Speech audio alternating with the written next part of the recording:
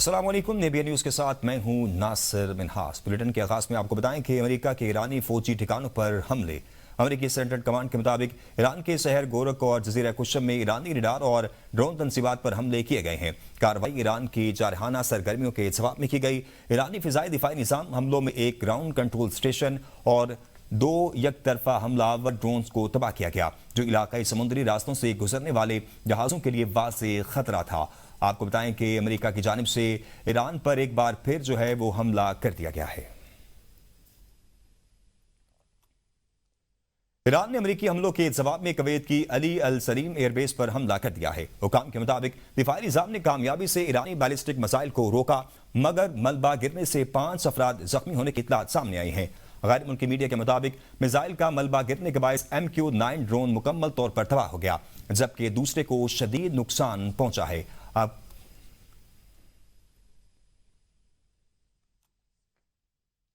Iran जोहरी हथियार हासिल नहीं करेगा। तेहरान मुआहिदा करना चाहता है। जो भी डील तय पाएगी वो अमेरिका और इसके इत्तेहादियों के लिए फायदेमंद साबित होगी। अमेरिकी सदर का ट्रुथ सोशल पर बयान। डोनाल्ड ट्रंप ने ईरान के साथ मुजवजा मुआहदे से मुतल्लिक CNN की रिपोर्टिंग मुस्तरद कर दी और मुआहदे में ईरान के जोहरी प्रोग्राम पर निहायत मजबूत और तफसीली शिकें शामिल हुई हैं। CNN ने मामूल के मुताबिक फेक न्यूज़ फैलाई और गलत तौर पर यह रिपोर्ट किया कि ईरान से मुतल्लिक मुआहदे में जोहरी अमूर का जिक्र नहीं है। ट्रंप के मुताबिक हकीकत यह है कि मुआहदे में वाज़ेह तौर पर दर्ज है कि ईरान जोहरी हथियार हासिल नहीं करेगा। जोहरी मामलात इस मुआहदे का मरकजी हिस्सा हैं। सदर ट्रंप ने अपनी पॉलिसियों पर तनकीद करने वालों को भी आड़े हाथों लिया। कहा कि बाद लोग ईरान से मुतल्लिक इक़दामात पर मनफी तबसरे कर रहे हैं। मुझे यकीन है कि मामलात का अंजाम मस्बत होगा। बस सुकून से बैठें और इंतजार करें, आखिर में सब कुछ ठीक हो जाएगा। हमेशा ऐसा ही होता है। अमेरिका से बातचीत और पैगामात का तबादला जारी है। किसी हतमी नतीजे तक पहुंचने से पहले फैसला सुनाना मुमकिन नहीं। अब्बास अरागची के ईरानी मीडिया से गुफ्तगू। कहा, इस वक्त जो कुछ भी कहा जा रहा है वो महज क्यासराइयों पर मबनी है, इसलिए इन्हें ज्यादा अहमियत नहीं देनी चाहिए।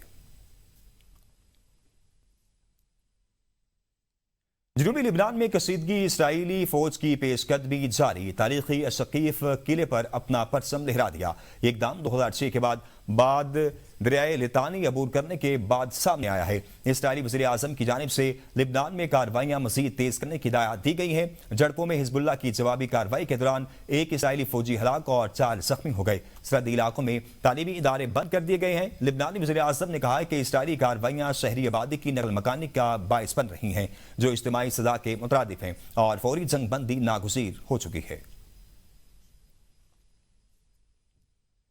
कराची की जुडिशल मजिस्ट्रेट जनूबी की अदालत में मुनशियात डीलर अनमोल उर्फ पिंकी के खिलाफ मुनशियात केस की समाअत। विमन जेल सुप्रिंटेंडेंट ने मुलजिमा को वीडियो लिंक के जरिए पेश करने की दरख्वास्त जमा करा दी। दरख्वास्त में मौक़िफ़ इख्तियार किया गया है कि मुलजिमा को आज गार्डन में दर्ज मुकदमे में पेश करना था।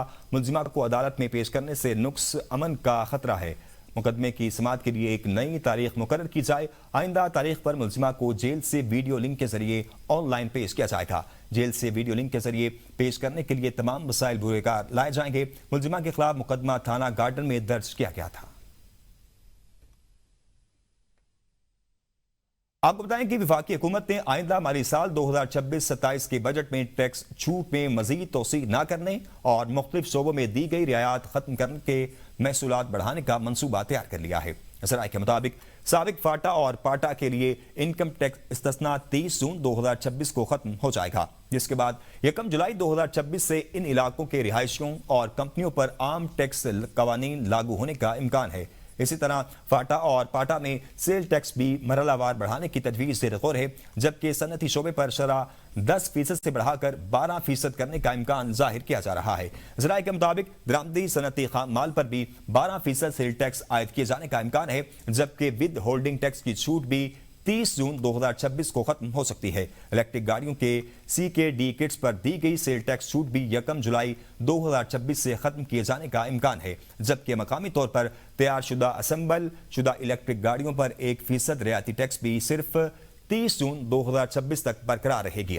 इसी तरह हाइब्रिड गाड़ियों पर रियायती सेल टैक्स की मुद्दत भी खत्म होने का इम्कान है, जबकि सालोर्स और दीगर मकामी सन्नतों पर दी गई टैक्स छूट भी वापस ली जा सकती है।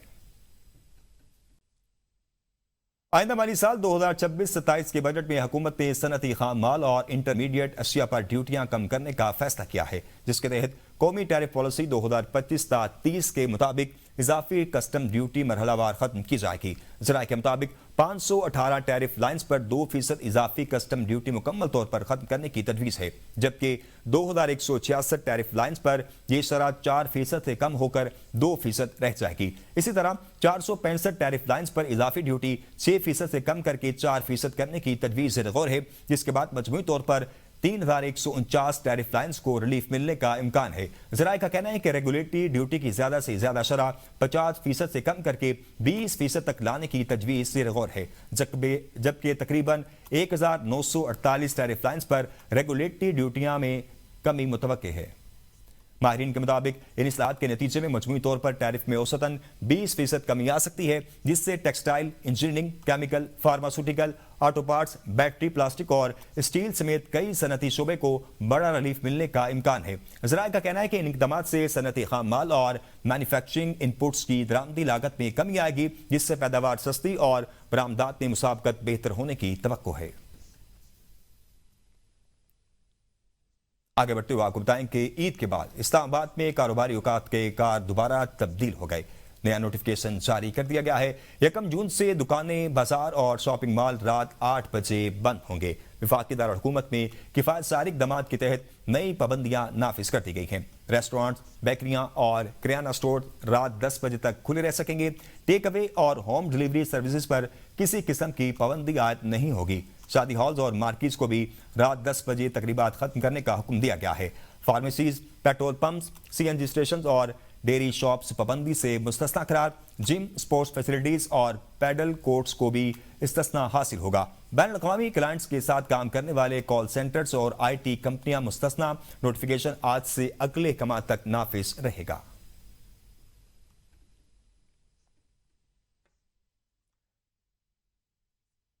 پاکستان پیپلز پارٹی کے چیئرمین بلاول بھٹو زرداری اسکردو پہنچ گئے۔ بلاول بھٹو زرداری شگر میں عوامی اجتماع میں شرکت کریں گے، جہاں سے وہ گلگت بلتستان اسمبلی انتخابات کی انتخابی مہم کا باقاعدہ آغاز کریں گے۔ بلاول بھٹو کے استقبال کے لیے پارٹی کے کارکنان کی بڑی تعداد بھی موجود رہی۔ مزید جانتے ہیں عابد شگری سے۔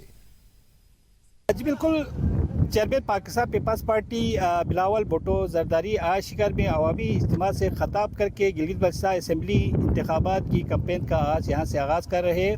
وہ کچھ دیر پہلے اسکردو سے شکر کے لیے روانہ ہو چکے ہیں، جہاں وہ آج صبح پہنچا تھا۔ ان کے ہمراہ گورنر پنجاب سابق چیئرمین سینیٹ سعید نیر بخاری، ممبر اسمبلی ندیم افضل چند اور دیگر رہنماؤں کے ساتھ شامل ہیں۔ ان کے استقبال کے لیے شگر ہیڈ کوارٹر میں سینکڑوں گاڑیوں کے قافلے میں عوام کی جمع غفیر یہاں پہ موجود ہے، اور انہیں قافلے کی صورت میں گلابپور جلسگاہ لے جایا جائے گا، جہاں وہ ٹھیک 2 بجے عوامی اجتماع سے خطاب کریں گے۔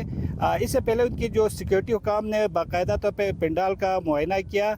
یہاں پہ جو حلقہ GB 12 ہیں، وہاں پیپلز پارٹی کے جو امیدوار ہیں عمران ندیم ہے، جو کہ اس سے پہلے بھی 3 بار ممبر اسمبلی رہ چکے ہیں اور سابق مشیر صحت بھی رہ چکا ہے۔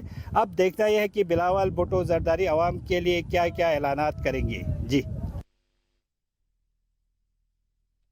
دوسری جانب چیئرمین پاکستان تحریک انصاف بیرسٹر گوہر علی خان اسکردو پہنچ گئے ہیں۔ پی ٹی آئی رہنماؤں اور کارکنان نے بیرسٹر گوہر کا استقبال کیا۔ چیئرمین پی ٹی آئی مختلف انتخابی سرگرمیوں میں حصہ لیں گے۔ بیرسٹر گوہر گلگت بلتستان کے دیگر علاقوں کا دورہ کریں گے۔